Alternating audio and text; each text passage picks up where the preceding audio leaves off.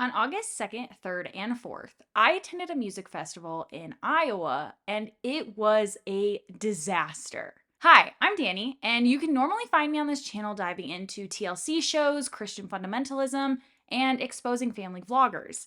If that sounds like something you're into, I'm excited to have you around. But today, we'll be talking about the disaster that was the Hinterland Music Festival in St. Charles, Iowa. Now, you might be asking, why the hell would you willingly go to the middle of nowhere, Iowa for a music festival? My answer? Look at this lineup. My husband bought us tickets on January 18th, and everything was sold out super fast. Artists we were most excited for were Hippocampus, Hosier, Lizzie McAlpine, The Japanese House, Mount Joy, and Noah Kahn. Sunday's lineup specifically was stacked. And this event only has one stage, so you'll be seeing all of the artists. It wasn't until March where we learned who Chapel Rome was, and we realized just how amazing this lineup was going to be. We drove from Denver on August 1st and took about 10 hours to get to our Verbo in Des Moines. When we got there, the lockbox didn't have a key, and we waited 56 minutes in the hallway with all our luggage and our dog. This isn't relevant to Hinterland, but I think it really set the tone for our exhausting weekend. On Friday morning, we left the apartment and drove to the Wells Fargo Arena at 11 a.m. The parking was free, and we hopped right onto a school bus that would shuttle us straight to the front gate at Hinterland. The drive took about an hour by the time we actually got dropped off and walked over to the line. This was the first year Hinterland did free shuttles from Des Moines to Hinterland, and it was a way to limit traffic on site. This shuttle used to cost money. Although the gates did not open until 1 p.m. and it was now noon, the highway exit was already backed up, as well as the one-lane road leading into the venue. There were 2 police officers directing traffic, but there wasn't really a place for anyone to go. I'm glad we went early though, because the traffic situation only got worse. Once we got in line, I almost instantly regretted following the rules about having empty water bottles when I realized there was no shade and we'd be sitting in 90+ degree heat for over an hour. I wish I had left them full until I was at the gate, and then I would have dumped whatever remained. I was getting dehydrated fast. While waiting in line, a group of friends nearby claimed that a worker had told them there were several lines to get in. However, there was only one, and it snaked around the grass just outside the gate. By the time the gates opened, the line was insanely long and disorganized. Because this group was misinformed, they were confidently yelling at people to go the wrong way. No one listened. However, it was a great first example of the staff and volunteers having little to no clue what was happening and leading people to believe incorrect information. It turned out what they had been informed was actually the intention of how the lines would work, as they only did the snake method for opening of day 1. Getting in was fairly easy, but throughout the day, I heard many people complaining about horribly trained security was. My husband and I were simply asked if our water bottles were empty, and the security guard took our word for it. However, other people did not have that experience. One person I talked to mentioned that one guard corrected another guard on how to properly check bags as his bag was being checked.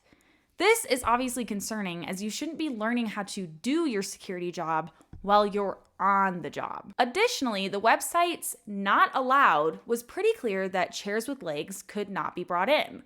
However, I saw many people with various beach chairs. Moving in from the gate, you immediately run into the merch line. Because I got there at opening, it wasn't insane.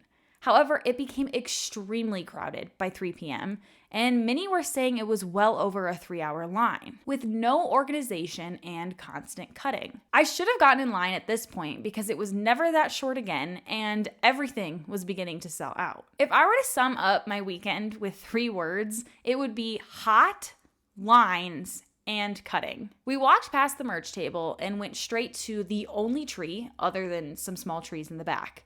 The shade had already been claimed, but we picked a spot on the east side of the tree, knowing it would get shade eventually. The top area of the venue had more shade available. However, you could not see the stage from that location, so it wasn't a great solution to get out of the sun, as you're obviously there for the performers. My heart also goes out to Valencia Grace because her set started 15 minutes after the gate opened. But it turned out she was just the beginning of artists having smaller crowds that day because people could quite literally not get in. After laying down our blanket, I immediately went to the water fill station to fill our 2 Awala water bottles and our 2-liter Camelback backpack. Again, it was early, so I only had to wait behind 2 people. However, I am so thankful I had so much water because I never had the will to refill again that day. There were 5 water stations in total, but I only ever saw 3. The quality of water wasn't great, but I was too dehydrated to care. Throughout the day, the line for water grew from 2 minutes to some waiting over an hour. But let's back up to those people's experience getting into the venue. As I mentioned, the road in and out of Hinterland before reaching the highway is a 2-lane, one-way each lane road, with thousands of people walking around from the campgrounds, driving in with cars, and then shuttling in on buses. Traffic was non-moving by 2 p.m. Most people were coming from the Des Moines area, so they would be going south on I-35. Simultaneously, crowds were coming north on I-35, which had them drive west on East Main Street. Tragically, East Main Street is the only road the camping and festival are on. This led to mass crowding on the off-ramps. Along East Main Street, there were the parking lots, shuttles, camping, and every single car that needed to drop people off at Hinterland. I'm not sure I ever saw a drop-off zone for cars. This was the shuttle drop-off area, directly across the street from the gate, but you couldn't cross the street there. You always had to go around. This area was also not a drop-off zone for cars, so poor volunteers were yelling at people constantly to keep moving as they continued to make traffic worse by stopping. Now, it's not like they didn't anticipate traffic at all, as they did post this on August 1st, the day before the concert. They were aware of the exact times things would be busy.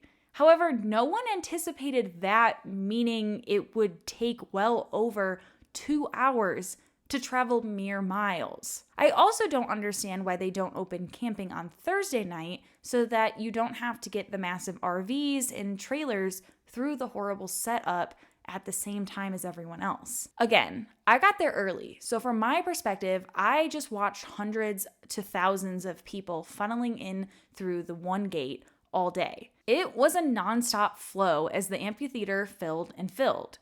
I learned later there were technically 2 entrances and 3 security checkpoints. On the far west side, there was a VIP entrance. This is an odd decision. As you can see, the VIP section was on the opposite side of the auditorium, but they could also be in general admission, so whatever. Where you see the main entrance labeled on the map was where they had one entrance, but it had 2 different lines that fed into separate security and then meshed into either the VIP entrance, the general admission entrance, or the ADA section entrance. One of the lines was everyone who used a shuttle or walked along the street from where they were parked or camping. The other line was everyone who walked through the trails from camping and parking. ADA were shuttled on golf carts through the shuttle line. This setup would create a nightmare when everyone left at the end of the night, but we'll get to that. Upon seeing the non-stop line, I started reading the Hinterland comment section on Instagram. Respectfully, give me my money back. Max capacity is 18,000. Doesn't mean you should hit it. I can't believe you guys oversold and ruined this event this year. This is usually my favorite weekend, but this year is unsafely packed with people, and you can't even walk around and enjoy anything. I saw and heard comments like this nonstop, and truthfully, I don't know the validity. Some people even claimed they went against the fire marshal's suggestion, but again, I have no idea what the capacity was, how many tickets were sold, or how many people showed up day to day. The comments continued. Our shuttle driver got lost on the way. The porta potties were out of toilet paper, the water was running out, and we had to walk in a single file line all the way around the festival. Merch lines, hours long, not enough staff. The person who took my order for food was in tears. If there was an emergency, so many people would be in danger. As someone who drove the next 2 days, I honestly don't know how the shuttle got lost from Des Moines to Hinterland, But I can only imagine how frustrating that was for everyone that did take that specific shuttle. As for the toilet paper, I will say there were a ton of porta potties, and if you were willing to walk an extra few feet, you'd get one that clearly hadn't been touched much throughout the day. I noticed many people that complained about the toilet paper seemed to have gone in the ones immediately inside the entrance of that section. If we get through Sunday without somebody dying, it'll be a miracle. This is a mess, and the organizers should be ashamed. Hours for water, hours for merch, no shade. It's day one and only supposed to get hotter. This is true, as the high for Friday never hit 90 degrees, and Sunday was nearing 100 degrees. The feels like absolutely went above 100 throughout the weekend, as there were no clouds. Absolutely clear skies. We couldn't even get into the festival because the line to park was too long. People were waiting 2+ hours to park. Plus, our friends who accidentally cut the parking line, which I don't blame them for because this was so poorly planned, still ended up waiting 1.5 hours to get into the festival in line. I hear reports of artists having to pause the sets because people are passing out left and right. We are considering not even going tomorrow altogether because it feels too dangerous. My car of people ended up just going home because it wasn't worth wasting my life for potentially 4+ hours of waiting to get into the festival. I am a healthcare professional, and I find it highly suspicious and dangerous that Hinterland is making people dump out their water at the gates when they could easily test the water. It is recommended that an adult in this weather drinks 12 ounces of water an hour to stay hydrated. Hinterland, is that possible with your policies? No. There's a lot in this comment. But they're not the only people who left because they could not stand how long they had already waited for. Also, I'm not sure what they were going on about easily testing the water. However, I will say I definitely was not staying as hydrated as I should have been because of the water situation. So I will assume most of us weren't doing well there. But even the staff were struggling, as this comment says. Hey, if you're going to oversell tickets, make sure you have extra staff. Your staff are about to pass out in the merch tents, and there is no line management. I don't even want to think about the amount of times I was cut in line throughout this weekend and how no one ever did anything to stop it.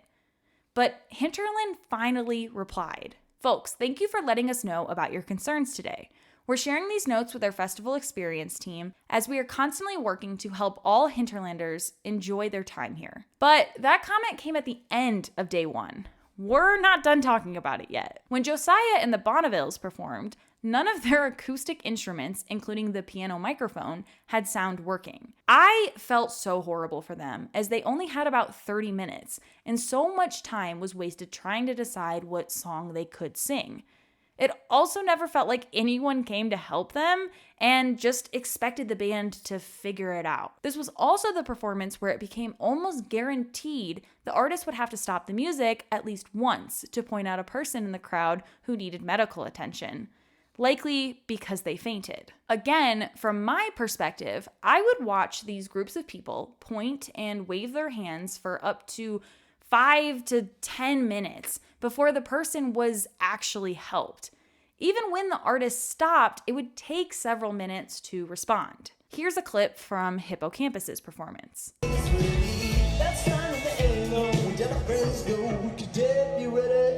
Security, can you get somebody over here to check on these people? Oh shit. Somebody might have passed out, some water. Good, thumbs up, man. Love that. Second verse, you guys know that, don't you? You guys know the second verse the best, right, everybody? That's awesome. We got another one down over here, y'all. It's easy to initially blame the people passing out, but the lack of water and the pit being directly in the sun was making it worse than I've ever seen. Most importantly, the response time to help those people was despicable. By 2 p.m., the feels like was 96 degrees with 0 clouds in the sky. Every single act until sunset had to stop the music and point out the person struggling. As we saw in the comments, people were very upset about the amount of people passing out. While that's scary and Hinterland did do a horrible job at providing water, that wasn't the disappointing part for me. Again, people pass out in pits all the time. However, I've been to well over 30 concerts and have never seen such a slow response time or mass amounts of people fainting. That upset me a lot and sometimes made it hard to enjoy the artists as I watched mobs of people pointing and waving but getting zero attention. I also want to acknowledge the ADA section. If you're unfamiliar, the ADA is the Americans with Disabilities Act, and it requires specific seating for anyone with qualifying disabilities. The entrance for these people was in the exact same spot as everyone else, which isn't a big deal. However, their section was directly next to the gate, which made it very difficult for those, especially in wheelchairs, to maneuver around the nonstop crowd coming in. Additionally, their location was primarily in the sun the entire time, although they were provided umbrellas. Finally, with the location of their section, I noticed many people using wheelchairs could not leave at the end of the night due to crowding. Going back to my experience, I had to use the bathroom around 7:30 p.m. Hippocampus had just finished their set. Now, whoever planned how many porta potties there would be did a great job, but whoever made the entrance to said porta potties did a horrible job. It was a tiny gate where maybe 2 people could go in at once. So you didn't have to wait in line for a stall, you had to wait in line to fit through the gate where the stalls were. The moment I got through the gate, which took about 15 minutes, there were never-ending open porta potties to choose from. Near the bathroom were all of the food options. I expected everything to be expensive, but the quality for the cost was insane. I tried the corn dog, which was $10, the buffalo mac, which was $17, and cheese fries, which I think were $6. Everything was so mid for the cost, if not bad. The lines to get in and for the bathroom, food, merch, and water just grew and grew. I know I felt a bit of panic seeing how many people were already there, and more just kept coming. Many people were obviously miserable and exhausted, which led to more constant line cutting as well. The sun finally set, which provided amazing relief for everyone, and Hozier's headline performance was everything. My concert high didn't last long though, as I realized just how small the exits were. As thousands of people scrambled to get out and find their way, the paths were not lit or well marked. Also, everyone who was camping went the opposite direction from those who took the shuttle. This meant people were walking in nearly every direction and slamming into one another. I definitely felt panicked for those several minutes. But to end out day 1 for me, there were the shuttles. Hozier let out at 11 p.m., and it was instant mass chaos. It turns out there is truly only one exit for all of general admission. My husband and I made the huge mistake of going out on the far left side, and that meant having to get through everyone leaving with us, as well as everyone trying to get to the left back to the campsite. It was sweaty, consisted of a lot of pushing, and felt suffocating for a few moments. When we finally got out of the venue, we got in line for the shuttles. This line was a mess and had no organization. Everyone was going into the street, the volunteers seemed incredibly young and unsure of what to do, the cutting was never ending, and again, no water in sight. What's also insane is that the shuttles weren't there when the show got out. I didn't see one until probably about a half hour later, so the line got longer and longer, but did not move forward. And to conclude the poor organization, all of the buses, I would guess there was about 10, traveled together. So after mobs of people get on and headed to Des Moines, there was a minimum hour wait of nothing in between. We didn't get on a shuttle until 1:25 a.m. I was exhausted. And my heart goes out to the bus drivers who were told shuttles would end at 12:30 a.m. because there were still at least 100 plus people behind us in line. Campers didn't exactly escape hell just because they avoided traffic. Many people absolutely hated the performers for the campsite stage after the show on night 1. The showers were also turned off at 10 p.m. when Hozier let out at 11 p.m. Thankfully, as Hinterland's comment suggested, the following 2 days were better. Far from good, but definitely better. Early morning, August 3rd, day 2 of the festival, Hinterland changed their water policy. Outside water is allowed inside the festival grounds for the rest of the weekend. Bring your own bottle filled with water or a factory-sealed water bottle and keep refilling at water stations throughout the grounds. Swipe for updated map. Now, let's compare the original map to this one. Look at how much more water there could have been along the entire campgrounds. How this wasn't done originally will forever be a mystery to me. Also, the water they had to purchase at the bar was the most foul-tasting water I've ever had. The festival made it themselves, and it tasted unfiltered. However, on days 2 and 3, it became the water that they handed out for free for everyone in line. Despite it being nasty, it was a lot safer than all of us having no water on day 1. Also, all the poor artists were also drinking this water. I felt bad for them. For day 2, we decided to drive ourselves because I'd rather get stuck in traffic in the AC of my car than standing in line in the humidity for several hours. I wanted so badly to love the shuttle, but it was horrible. We also didn't last very long for day 2 because we got home around 2:15 a.m., showered, walked, and fed our dog, and then got minimal sleep before the sun came up.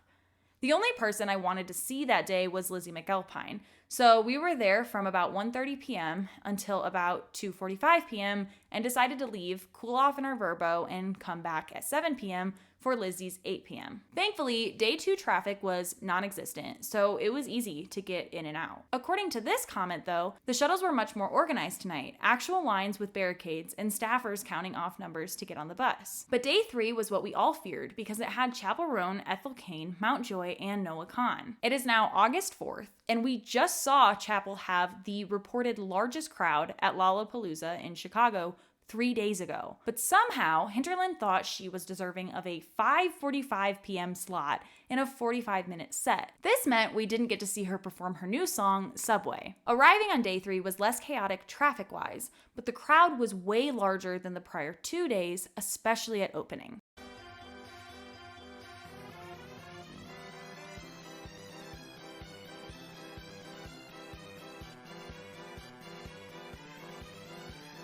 My husband and I arrived just past 10 a.m., and the gates opened at 11 a.m. We did not get in till just after noon. It was far more organized, though, and went a lot better than day 1, despite being way more people. By the time we got in, there was little to no space left near the stage, but being only 2 people, we squeezed in.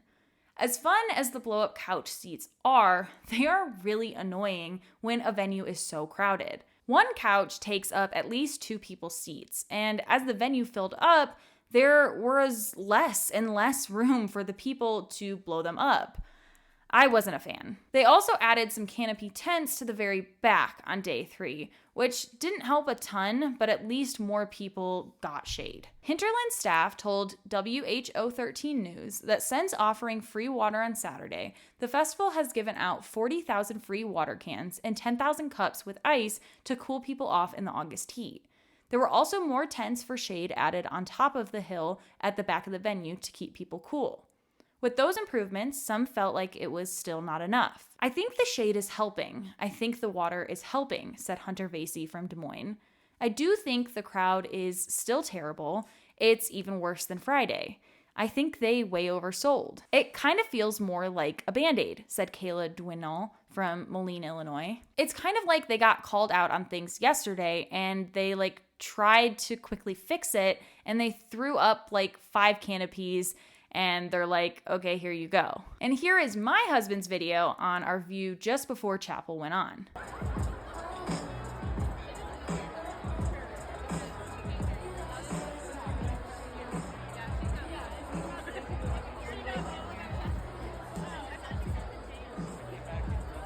But now that I've shared my experience, what did people on TikTok have to say? Significant concerns over the conditions at Hinterland Today is Saturday, August 3rd. Yesterday was day one of the festival. There are only 2 water filling stations for the 17,000 plus attendees. Sidewalks are obsolete due to overcrowding. The lines are at least 30 minutes long each. The restrooms in the VIP area were unusable after 4 p.m.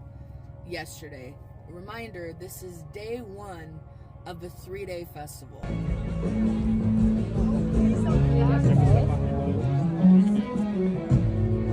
am so sorry, there is nowhere for us to go.